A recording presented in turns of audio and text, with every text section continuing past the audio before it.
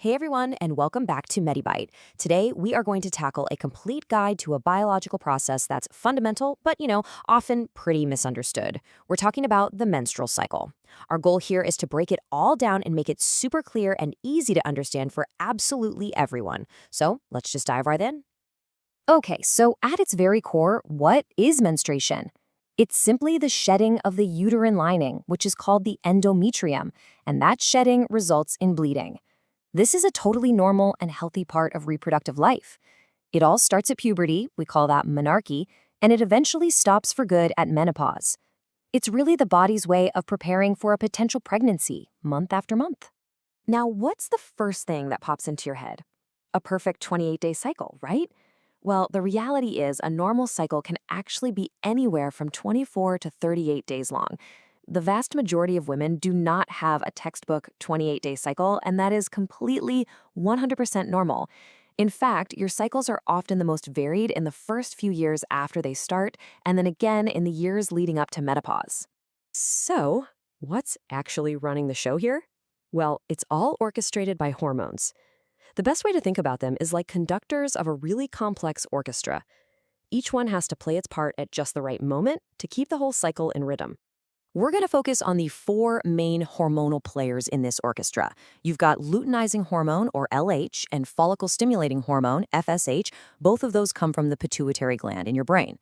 And then you have estrogen and progesterone, which are made mainly in the ovaries. So let's take a look at what each of these does. First up, we have FSH. And just like its name says, this hormone's job is to stimulate the growth of follicles inside the ovaries. Now, these follicles are just tiny, fluid-filled sacs, and each one holds an immature egg. FSH is really what kicks the whole process off at the start of every single cycle. So as one of those follicles starts to grow and eventually becomes the dominant one, it starts pumping out estrogen. And estrogen is an absolute powerhouse. It does two really critical things. First, it starts to thicken the uterine lining, getting it all plush and ready for a potential embryo. And second, it sends a signal back to the brain that's going to trigger the next big hormonal event. This rise in estrogen is also why you might feel more energetic and upbeat in the first half of your cycle. And that big event is the LH surge. Responding to those high estrogen levels, the pituitary gland just unleashes this massive wave of luteinizing hormone. This dramatic spike is the direct trigger for ovulation. It's what causes that dominant follicle to literally rupture and release its egg. The key takeaway here is no LH surge, no ovulation. It's that simple. Okay, so after the egg is released, the little structure that's left behind in the ovary starts making our final key hormone, progesterone. Progesterone's main gig is to make that uterine lining super cozy and receptive for a fertilized egg. It also thickens up the cervical mucus, which makes it tougher for sperm or any bacteria to get into the uterus. Now that we've met our key hormones, let's see how they all work together throughout the cycle's journey. This whole process can be broken down into three distinct phases, and we're going to walk through them step by step. So the three phases are the follicular phase, which is all about getting an egg ready, the ovulatory phase, which is the main event of releasing that egg, and finally, the luteal phase, which is all about preparing the body for a potential pregnancy. The cycle officially starts on day 1, which is the very first day of your period. This kicks off the follicular phase. At this point, your estrogen and progesterone levels are really low, and that's what causes the uterine lining to shed. But at the same time, FSH is starting to rise just a bit, telling those new follicles to start growing. This is the part of the cycle that can really vary in length, but on average, it lasts about 13 to 14 days. And this slide just brilliantly shows the transformation that the uterine lining goes through. In the follicular phase, it's shedding, but later on, in the luteal phase, progesterone makes it all thick and full of fluids and nutrients, creating this perfect, welcoming environment for an embryo. It's like a complete renovation project that happens every single month. Oh, right. Let's move on to the second phase, ovulation.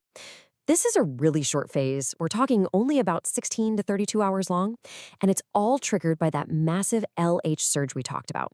Here's a cool side note. Some women can actually feel a little dull pain on one side of their lower abdomen around this time. It's called Mittelsmerz, which is German for middle pain, and it's thought to be caused by the follicles stretching or bursting open. Now, this timeline shows a concept that is absolutely crucial to understand, the fertile window.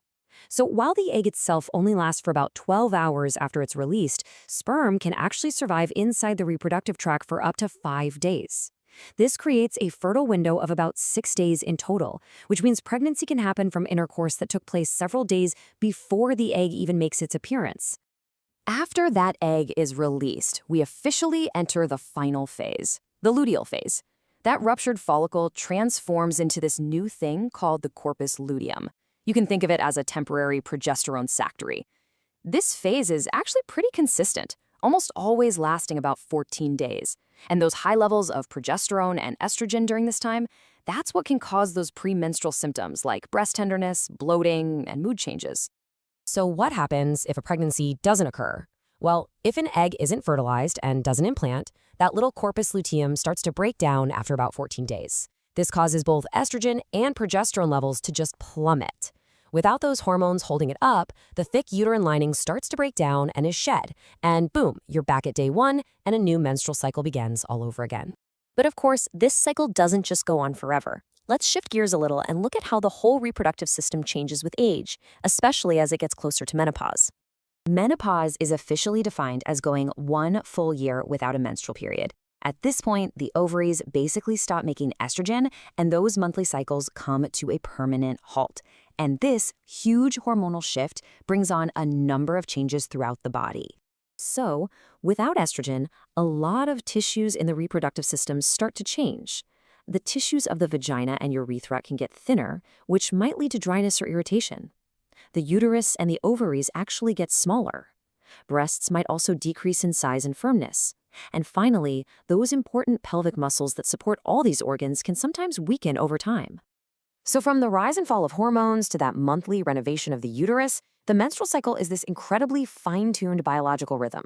Understanding its phases and all the hormones driving it is so key to understanding your overall health. And that brings us to a final question for you to think about. What were you taught about the menstrual cycle? And how does that stack up against the detailed process we've just walked through today? We really hope this explainer helped clear some things up about this complex and, honestly, fascinating process. If you found it helpful, we'd love it if you liked this explainer, share it with someone who might benefit, and of course, subscribe to MediByte for more straightforward health explainers just like this one. Thanks so much for watching.